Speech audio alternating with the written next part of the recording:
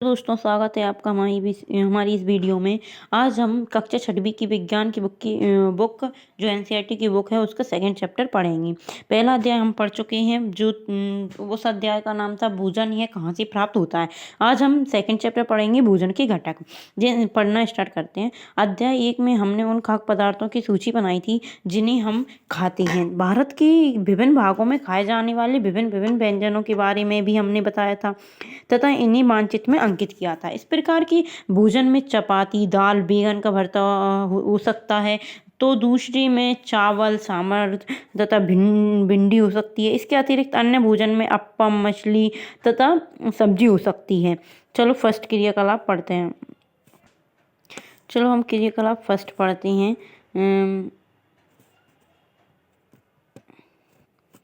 आमतौर पर हमारे आहार में अन्न से बना कोई ना कम से कम एक व्यंजन होता है। जैसा कि दोस्तों हम रोज खाना खाते हैं तो उसमें हमारे अन्न से बना कम से कम एक व्यंजन तो होता ही है। दूसरे खाद्य पदार्थों में दाल या मांस का कोई व्यंजन तथा सब्जी हो सकती है। इसमें दही, मट्ठा तथा अचार भी हो सकता है। आगे पढ़ते हैं। हो सकता है इस तरह के आहार के कुछ उदाहरण सारणी 2.1 में दिए गए हैं। अध्याय 1 में प्रस्तावित क्रियाकलाप 2 में आपके द्वारा सारणी में दर्शाए गए व्यंजन छांटिए। इस सूची में कुछ अन्य व्यंजन जोड़िए तथा इसे सारणी 2.1 में दर्शाई गई विधि से पूरा कीजिए। कभी कभी हम अपने भोजन में वस्तुतः इन सभी व्यंजनों को नहीं ले पाते। यदि हम कम यात्रा में हों तब हम वही खा लेते हैं जो रास्ते में उपलब्ध होता है। जैसा कि दोस्तों आप जानते हो कि कभी कभी हम कहीं बाहर घूमने जाते हैं तो हम रोज ये दाल चावल रोटी नहीं खा पाते उस टाइम पे। तो हमें जो अपन जाते हैं यात्रा में, जो हमें रास्ते में मिलता है या दिखाई देता है, जो उपलब्ध होता है, हम वो ही खा लेते हैं। चलो आगे पढ़ते हैं। हमसे कुछ लोगों के लिए ये संभव नहीं हो पाता है कि इस तरह के विभिन्न व्यंजन हर समय खा सकें। आहार में विभिन्न खाद्य पदार्थों के इस तरह के वितरण का कोई ना कोई आधार होना चाहिए। क्या हमारे शरीर को विशेष प्रयोजन के लिए विभिन्न प्रकार के भोजन की आवश्यकता होती है? चलो आगे बढ़ते हैं। सेकंड चैप्टर जो है 2.1 सारणी का पढ़ते हैं। विभिन्न प्रकार के भोजन के खाद्य पदार्थों से में क्या होता है। हम जानते हैं कि प्रत्येक व्यंजन एक या एक से अधिक प्रकार की कच्ची सामग्री से बना होता है, जो हमें पादपों जो 2.1 की श्रेणी है, इसे आप देख सकते। आगे पढ़ते हैं। यह जंतुओं से मिलती हैं। इस कच्ची सामग्री की संगठक क्या हैं? इस कच्ची सामग्री में हमारे शरीर के लिए कुछ आवश्यक घटक होते हैं। इन घटकों को हम पोषक कहते हैं। हमारे भोजन में मुख्य पोषक कार्बोहाइड्रेट, प्रोटीन, वसा, विटामिन तथा खनिज लवण हैं। इसके अतिरिक्त हमारे भोजन में रुचाएं तथा जल भी शामिल होती हैं, जिनकी हमारे शरीर को आवश्यकता हो। आगे पढ़ते हैं। क्या सभी खाद्य पदार्थों में ये सभी पोषक उपलब्ध होते हैं? ये एक सवाल भी है। क्या सभी खाद्य पदार्थों में ये सभी पोषक उपलब्ध होते हैं? कुछ साधारण विधियों से हमें जान सकते हैं कि कच्ची सामग्री या पकी हुई भोजन में कौन सा एक या एक से अधिक पोषक उपस्थित होता है। कार्बोहाइड्रेट, प्रोटीन तथा वसा के परीक्षण अन्य पोषकों के परीक्षणों की अपेक्षा सरल है। क्या अपन कार्बोहाइड्रेट, प्रोटीन और वसा के परीक्षण है वो अन्य पोषकों की अपेक्षा सरल होते हैं? आइए हमें परीक्षकों को अपने परीक्षणों को सारणी 2.2 में लिखें। इन परीक्षणों को करने के लिए हमको आयोडीन, कॉपर, सल्फेट तथा कॉस्टिक सोडा विलयनों की आवश्यकता होगी। आपको कुछ परख नलियों तथा एक ड्राफर की भी आवश्यकता होगी।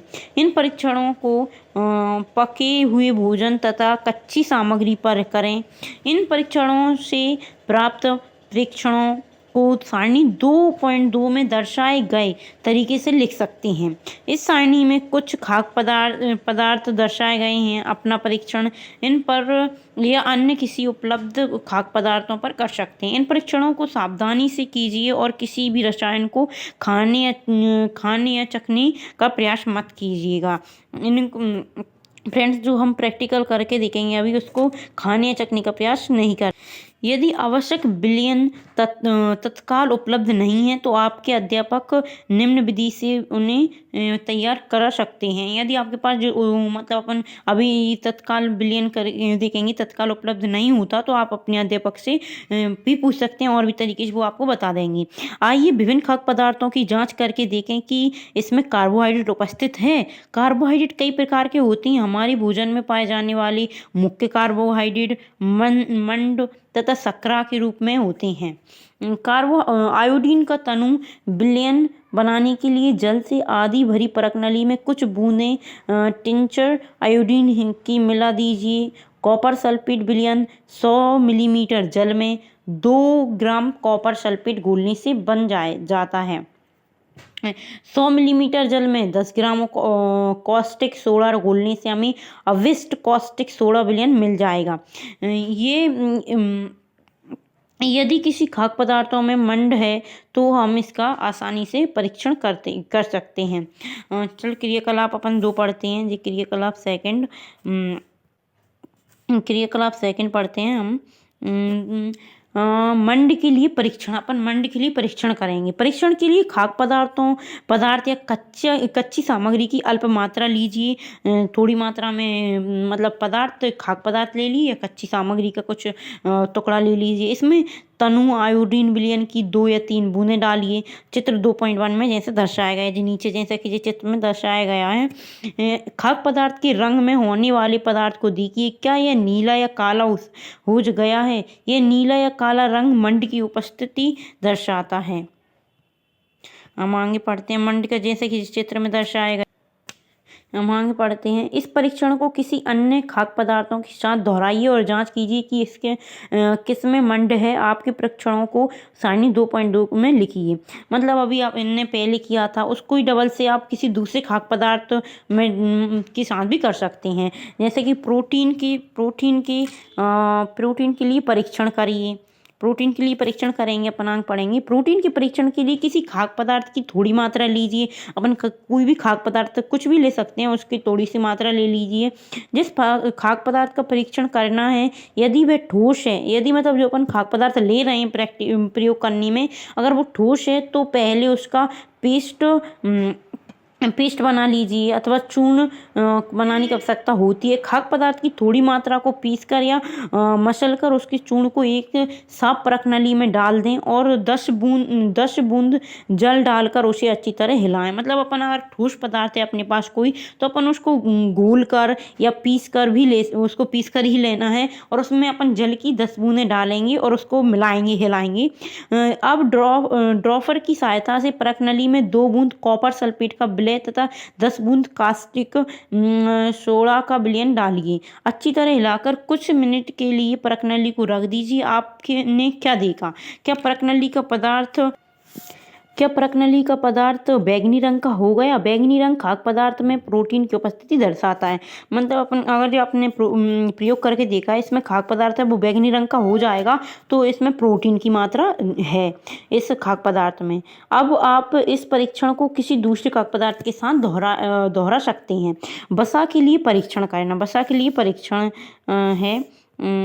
खाद्य पदार्थ की अल्प मात्रा लीजिए, इसे एक कागज के टुकड़े में लपेटकर कूटिए। ध्यान रखिए, हमको आगे पढ़ेंगे अपन जिस सारणी जैसे कि इसमें आपको भरना है। आपने जो प्रयोग करके देखा है तो उसके हिसाब से आपने किस चीज़ में क्या मिलाया है उसका जो आपको फिल करना है। चलो आगे पढ़ते हैं। ध्यान रखें कागज फट ना जाए। अब कागज को सीधा कीजिए और ध्यानपूर्वक देखिए, क्या इस पर तेल के धब्बे हैं? कागज को किसी प्रकाश के सामने लाएं। क्या आपको इस धब्बे से होकर आने वाला धुंधला प्रकाश दिखाई दे रहा है? दिखाई दे रहा है। कागज पर तेल का धब्बा खाद्य पदार्थ में वसा की उपस्थिति दर्शाता है। मतलब जो कागज पर तेल का धब्बा है वो मतलब बताता है कि खाना में वसा उपस्थित है। खाद्य पदार्थ में कभी कभी जल की भी कुछ मात्रा हो सकती है। इस दशा में इन पदार्थों को कागज पर धीरे धीरे रगड़िए और कुछ समय के लिए कागज को सुखा दीजिए। ताकि यदि खाद्य पदार्थ से कुछ जल आया हो तो वह सूख जाए। इसके बाद यदि कागज पर तेल का कोई धब्बा ना रहे तो यह पता चलता है कि खाद्य पदार्थ में वसा उपस्थित नहीं है। जैसा मैंने आपको अभी बताया था कि अगर कागज में तेल की धब्बा रह जाते हैं तो उससे पता चलता है इसमें वसा उपस्थित है इस खाद्य पदार्थ में। अगर तेल का धब्बा नहीं है खाद्य पदार्थ में वसा, तो यह होगा कि खाद्य पदार्थ में वसा नहीं है। चलो आगे पढ़ते हैं। यह परीक्षण क्या दर्शाता है? क्या वसा, प्रोटीन तथा मंड उन सभी खाद्य पदार्थों में उपस्थित है जिनका आपने परीक्षण किया है? मतलब वो अभी ये क्वेश्चन भी उठता है कि आपने जो परीक्षण किया खाद्य पदार्थों में वो उपस्थित है जिनका आपने परीक्षण किया है।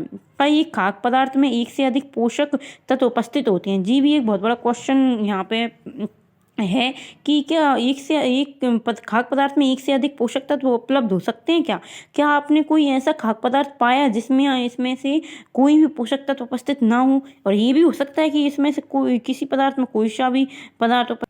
हमने 3 पोषकों कार्बोहाइड्रेट, प्रोटीन तथा वसा के लिए खाद्य पदार्थों का परीक्षण किया है। विटामिन तथा खनिज लवण जैसे अन्य पोषक भी हमारे विभिन्न खाद्य पदार्थों में उपस्थित रहे हैं। इन सभी पोषकों की हमें क्यों आवश्यकता होती है? जैसे हमने पढ़ा सेकंड पोषक, विभिन्न पोषक हमारे शरीर के लिए क्या करते हैं? मतलब जो पोषक तत्व होते हैं वो हमारे शरीर में क्या काम करते हैं, हमें किस चीज़ में मदद करते हैं? पढ़ते हैं आगे। कार्बोहाइड्रेट मुख्य रूप से हमारे शरीर को ऊर्जा प्रदान करता है। कार्बोहाइड्रेट से हमारे शरीर को ऊर्जा मिलती है, वसा से भी ऊर्जा मिलती है। वास्तविकता ये है कि कार्बोहाइड्रेट की तुलना में वसा की समान मात्रा से हमें अधिक ऊर्जा मिलती है। मतलब कार्बोहाइड्रेट की अपेक्षा हमें वसा से अधिक ऊर्जा मिलती है।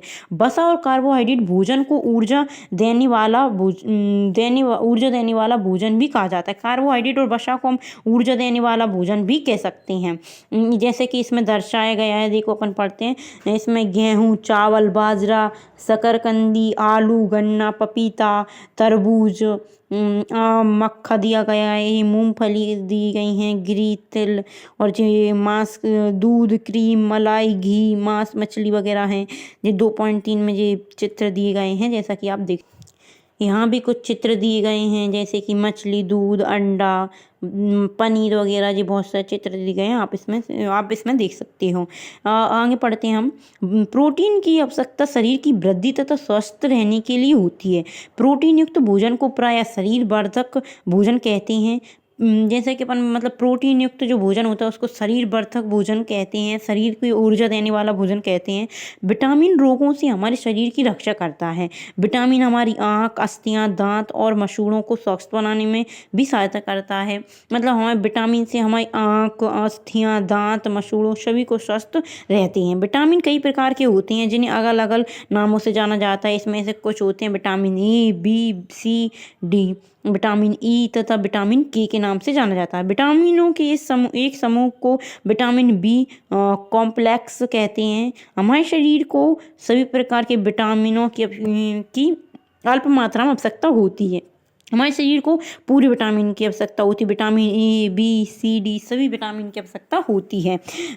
विटामिन ए हमारी त्वचा तथा आँखों को स्वस्थ रखता है। मतलब विटामिन ए से हमारी त्वचा और आँखों को स्वस्थ रखता है। विटामिन सी बहुत से रोगों से लड़ने में हमारी मदद करता है। मतलब हम बीमार पड़ जाते हैं तो मतलब अंदर से हमारी क्षमता होती है वो विटामिन सी से आती है। हमें रोगों से लड़ने की क्षमता मिलती है, मदद मिलती है। विटामिन डी हमारी अस्थियों और दांतों के लिए कैल्शियम का उपयोग करने में हमारे शरीर की सहायता करता है। विभिन्न विटामिनों से भरपूर भोजन 2.6 से चित्र 2.9 में दिखाया गया है। मतलब जो चित्र हैं इनमें दिखाया गया है कौन कौन से भोजन, प्रोटीन, वसा वगैरह सब।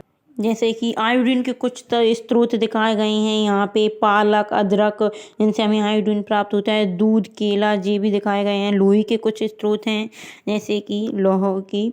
हम आगे पढ़ते हैं भोजन की घटक से। ये पहली का क्वेश्चन है, हमारा शरीर भी सूर्य के प्रकाश की उपस्थिति से विटामिन डी बनाता है। इन दिनों कोई भी सूर्य के प्रकाश में नहीं रह पाता जिससे लोगों में इसकी कमी हो जाती है। जैसा कि पहली का क्वेश्चन है कि मतलब हमें विटामिन मतलब कि हमारा शरीर है जो विटामिन डी के सूर्य के प्रकाश से ही उपस्थित होती है, तो हमारे शरीर में विटामिन डी सूर्य के प्रकाश से आती है। हमारे शरीर को खनिज लवणों की आवश्यकता उपलब्ध अल्प मात्रा में होती है। हमारे शरीर को खनिज जो लवण होते हैं उनकी आवश्यकता अल्प मात्रा में, थोड़ी मात्रा में होती है। शरीर के उचित विकास तथा अच्छे स्वास्थ्य के लिए प्रत्येक खनिज लवण आवश्यक है। विभिन्न खनिज लवणों की कुछ स्रोतों को चित्र 2.10 में दर्शाया गया है। अधिकांश खाद्य पदार्थों में एक से अधिक पोषक होते हैं। देखो अपन पहले क्वेश्चन हो रहा था ना, क्या एक से अधिक पोषक हो सकते हैं? हाँ, हो सकते हैं। आपने भी सारणी 2.2 में परीक्षणों को लिखते समय इस बात को आवश्यक देखा होगा। फिर भी किसी कच्ची सामग्री में एक निश्चित पोषक की मात्रा दूसरे पोषकों की मात्रा से अधिक हो सकती है। उदाहरणतः चावल में कार्बोहाइड्रेट की मात्रा दूसरे पोषकों से अधिक होती है। मतलब चावल में कार्बोहाइड्रेट की मात्रा अधिक होती है। इस आधार पर हम ये कह सकते हैं कि चावल कार्बोहाइड्रेट समृद्ध भोजन है। मतलब हम चावल कार्बोहाइड्रेट से समृद्ध भोजन है। इन पोषकों के अलावा हमारे शरीर को हारी रेशों तथा जल की भी आवश्यकता होती है। हारी रेशे रुझांस के नाम से भी जाने जाते हैं। रुझांस को हारी रेशे के नाम से भी मतलब कहते हैं। हमारे खाने में रुझांस की पूर्ति मुख्यतः पादप उत्पादों से होती है। रुझांस के मुख्य स्रोत साबुत खगान, दाल, आलू, ताजे फल, सब्जियां। रुझांस हमारे शरीर को कोई पोषक प्रदान नहीं करते हैं, फिर भी है हमारी भोजन का आवश्यक अवयव है और ये इनका आयतन बढ़ा देते हैं। रुझान बिना पचे भोजन को बाहर निकालने में हमारे शरीर की सहायता करता है। आगे पढ़ते हैं। जल भोजन में उपस्थित पोषकों को अवशोषित करने में हमारे शरीर की सहायता करता है। मतलब जल और भोजन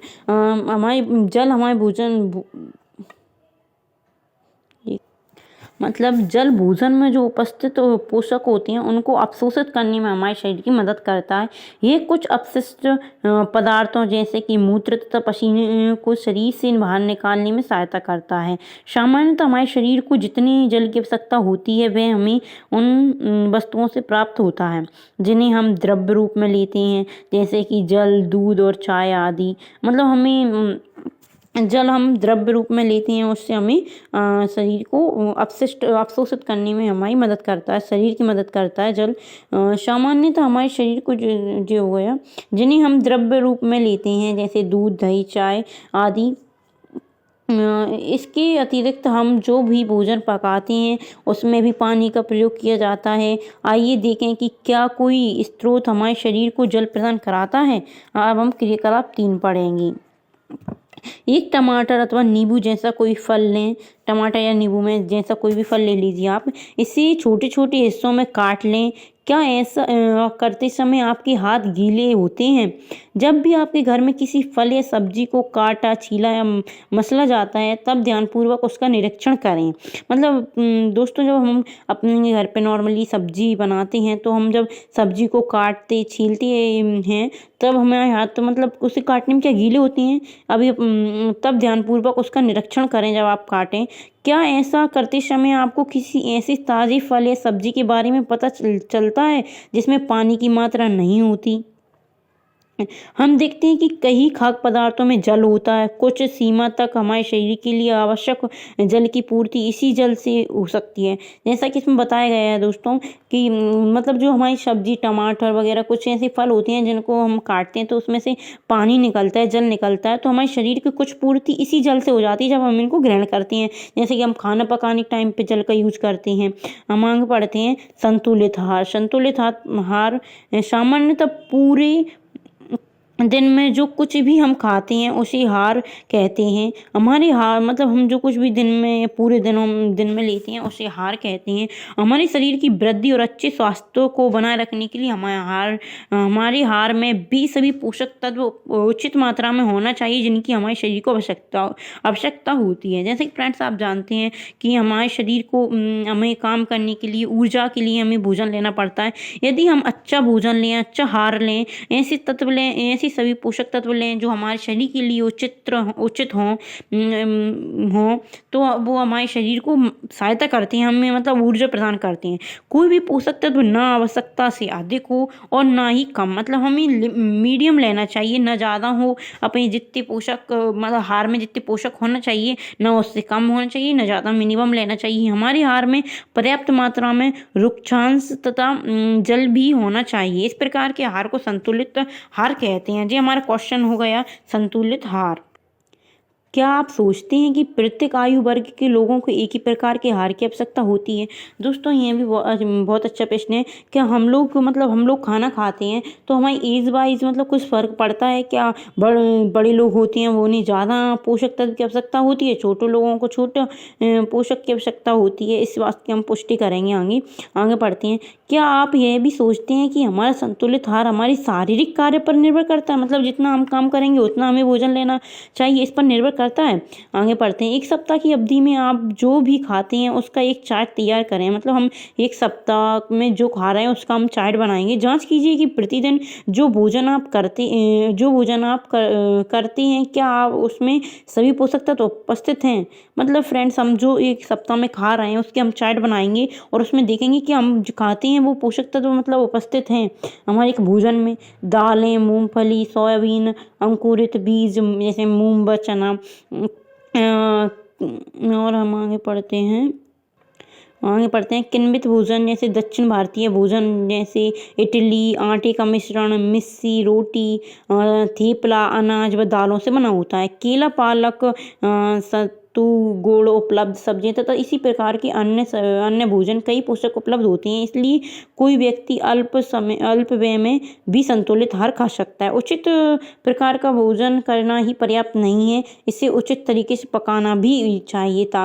अभी देखो दोस्तों हम अभी ये पढ़ रहे थे कि हमें कैसा भोजन लेना चाहिए। अब ये चीज़ है कि हमें सही पोषक मतलब भोजन से पर्याप्त भोजन लेने से मतलब नहीं, उसे अच्छी तरीके से पका भी होना चाहिए। आगे पढ़ते हैं। जैसे पहली का क्वेश्चन है, अब ये क्या बोल रही है पहली, आगे पढ़ते हैं। पहली ये जानने के लिए उत्सुक है कि क्या जंतुओं के भोजन में भी ये सभी अवयव होती हैं? देखो कितना अच्छा क्वेश्चन है पहली का कि मतलब जंतुओं का भोजन होता है उसमें भी क्या ये सभी तत्व होते हैं भोजन की, और क्या उन्हें भी संतुलित भोजन की आवश्यकता होती है? मतलब जैसे कि हम संतुलित भोजन खाते हैं, प्रोटीन वसा कार्बोहाइड्रेट का मिक्स, कैसे जंतुओं को भी इसकी आवश्यकता होती है? चलो इसका आंसर पढ़ते आगे। पोषक तत्व नष्ट ना हो। क्या आप जानते हैं कि पकाते समय कुछ पोषक तत्व नष्ट हो जाते हैं? छिलका उतार कर यदि सब्जी और फलों को धोया जाता है तो ये संभव है कि उनके कुछ विटामिन नष्ट हो जाएंगे। सब्जियों और फलों की त्वचा में कई महत्वपूर्ण विटामिन तथा खनिज लवण होते हैं। चावल और दालों को बार बार धोने से उसमें उपस्थित विटामिन और कुछ खनिज लवण अगल हो जाते हैं। हम आगे पढ़ते हैं। अब आगे देखते हैं। हम सभी जानते हैं कि पकाने से भोजन का स्वाद बढ़ता है। जैसे कि हम कच्चा खाना खाएंगे तो वो ज़्यादा स्वादिष्ट नहीं लगेगा, हम पका कर खाएंगे तो और स्वादिष्ट लगेगा। हम आगे पढ़ते हैं। जैसा हम सभी जानते हैं कि पकाने से भोजन का स्वाद बढ़ता है तथा इसे पचाने में आसानी होती है। हम पका भोजन खाएंगे जल्दी पचेगा। इसके साथ साथ पकाने में कुछ पोषक तत्वों की हानि भी हो जाती है। यदि भोजन पकाने में अत्यधिक जल का उपयोग किया जाता है और बाद में उसे फेंक दिया जाता है तो कई लाभदायक प्रोटीन तथा खनिज लवण की हानि होती है। पकाने में विटामिन सी आसानी से गर्मी से नष्ट हो जाता है। क्या यह उचित नहीं होगा कि हम अपने आहार में फल तथा कच्ची सब्जियों को शामिल करें? बूझों ने सोचा कि हर समय वसायुक्त खाना ही सर्वोत्तम भोजन है। एक कटोरी कार्बोहाइड्रेट युक्त भोजन की अपेक्षा एक कटोरी वसायुक्त भोजन अधिक ऊर्जा देगा। क्या ऐसा नहीं होता? अतः उसने तली हुई चीज़ें समोसा, पूरी, मलाई, रबड़ी, पेड़ा आदि प्रयुक्त वसायुक्त भोजन ही खाया और इसके अलावा कुछ नहीं खाया।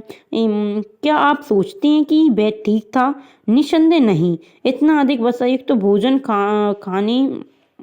भोजन खाना हमारे लिए बहुत हानिकारक हो सकता है।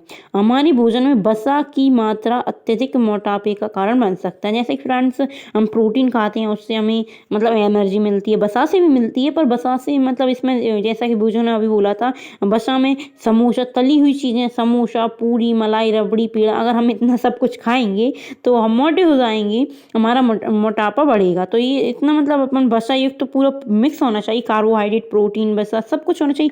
जिन्हें कि हम वसा ही वसा खाएं तो हमारा फैट बढ़ जाएगा, हम मोटापे के शिकार हो सकते हैं। हम आगे पढ़ते हैं, अभावजन्य रोग, मतलब पोषक से रहित भोजन, अभावजन्य रोग।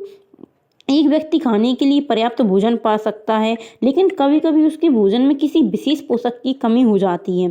जैसा कि फ्रेंड्स, हम देखते हैं कि सभी को अच्छा भोजन उपलब्ध नहीं होता कि उसे तीनों टाइम पे ही जो पोषक, पूरा पोषक से भरा खाना मिल जाए उसे। कभी मतलब कुछ लोग होते हैं जिन्हें भोजन की मतलब भोजन तो मिलता है, पर कहीं ना कहीं किसी पोषक की कमी होती है। यदि हम कमी लंबी अवधि तक रखते हैं, मतलब अगर हम 1-2 दिन नहीं खा पा रहे कुछ चीज़ तो चलता है, अगर जी हम लंबे समय तक नहीं खा पा रहे, एक चीज़ की कमी रख रहे हैं किसी पोषक की, तो वह व्यक्ति उसके अभाव से ग्रसित हो जाएगा। उसमें उस चीज़ की कमी है ना, वैसे मतलब अपन विटामिन डी या विटामिन की कमी है तो उसमें विटामिन की कमी होगी तो उससे वो ग्रसित हो जाएगा। एक से अधिक पोषक तत्वों का अभाव हमारे शरीर में रोग अथवा विकृतियां उत्पन्न कर सकता है। वे रोग जो लंबी अवधि तक पोषकों के अभाव के कारण होते हैं उन्हें अभावजन्य रोग कहते हैं। यदि कोई व्यक्ति आपके भोजन में पर्याप्त प्रोटीन नहीं ले रहा तो उसे कुछ रोग हो सकते हैं, जैसे वृद्धि का अवरुद्ध होना,